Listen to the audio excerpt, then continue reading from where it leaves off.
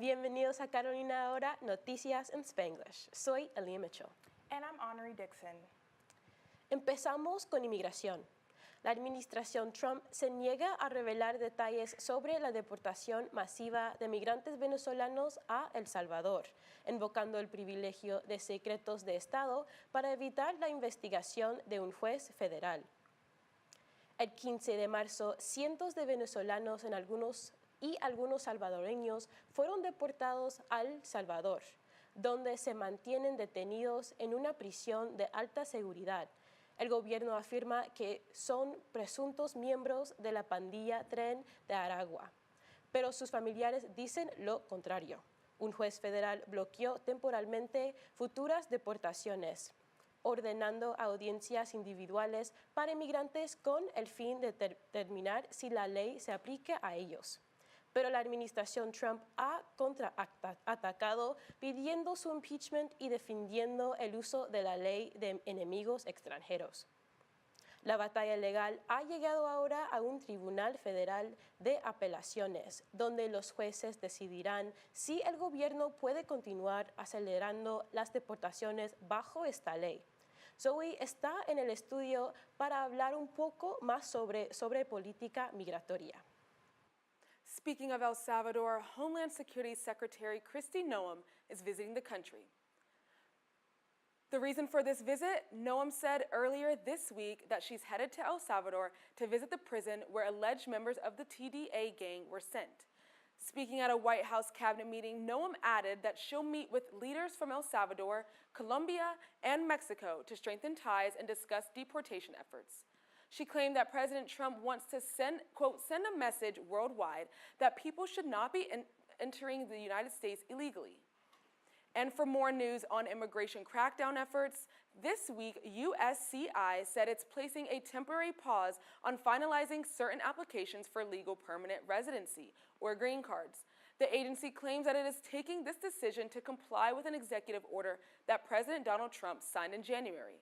The order asks to, quote, vet and screen to the maximum degree possible all aliens who intend to be admitted, enter, or are already inside the United States, particularly those aliens coming from regions or nations with identified security risks. As USCIS says it has become making progress on its workload. It reduced its backlog by 15% in 2023, the first drop in a decade, and by another 11.2% last year. También esta semana el Departamento de Seguridad Nacional dice que se revocará el estatus legal de más de 500,000 migrantes del Caribe y América Latina. La orden aplica para cubanos, haitianos, nicaragüenses y venezolanos que llegaron bajo el programa de parol humanitaria del presidente Biden.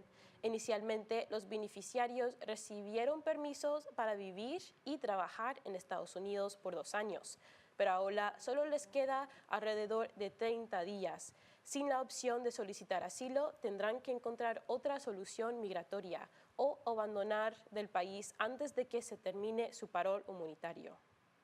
And in other news this week, the University of North Carolina's Clean Tech Summit brought in leaders in the finance, technology, and government sectors to talk all things clean tech. Among the topics discussed, how implementing clean tech and environmental programs in Latin America are different. Isabel Patino works in marketing for Eco Sembria in Bogota, Colombia, and highlighted the constant balance between giving rural Latin America access to clean energy, but also respecting indigenous and water rights. Patino stated that it is important that those who want to help expand clean energy access in Latin America do so by adapting the existing systems to the way that Colombian people interact with their natural systems.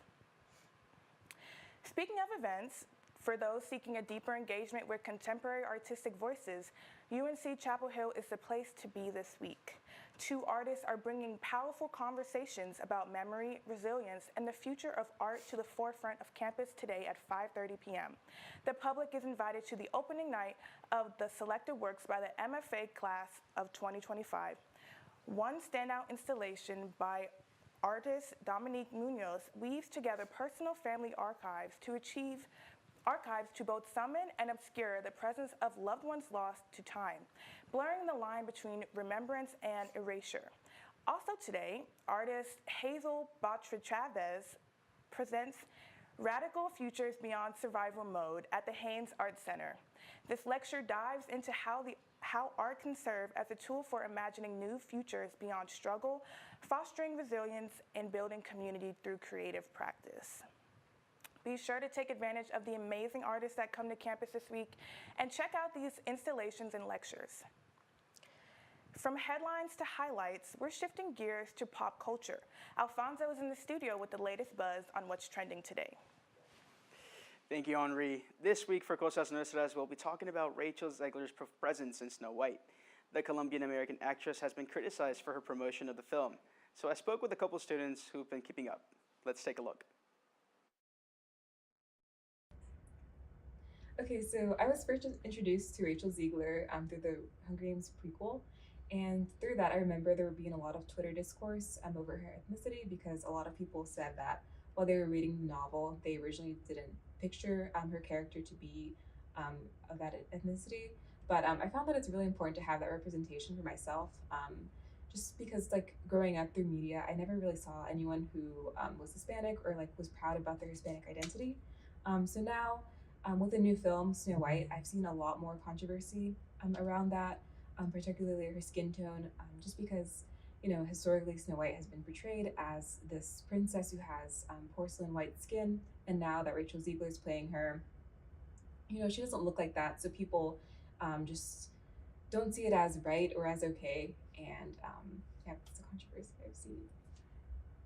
Yeah, for the Snow White controversy that I've seen that there is some discord about either hiring little people or doing the CGI for the seven dwarfs. And so I've seen some little people like on social media go over this, and some say that it takes away roles that little people already don't really have in Hollywood. And then some people are also saying that, oh, it's basically just casting, like typecasting like little people in just like these roles, and just saying that they should just be like a genetic abnormality or just like dwarfs.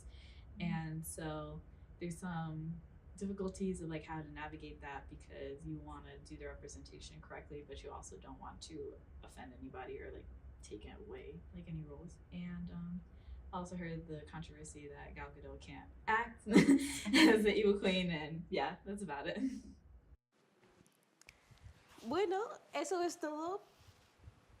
Eso es todo por hoy. Gracias por ver a Carolina Ahora. Asegúrate de seguir nuestro Instagram en Carolina Ahora, UNC, y sintoniza el próximo jueves para ver otro programa. All right, good.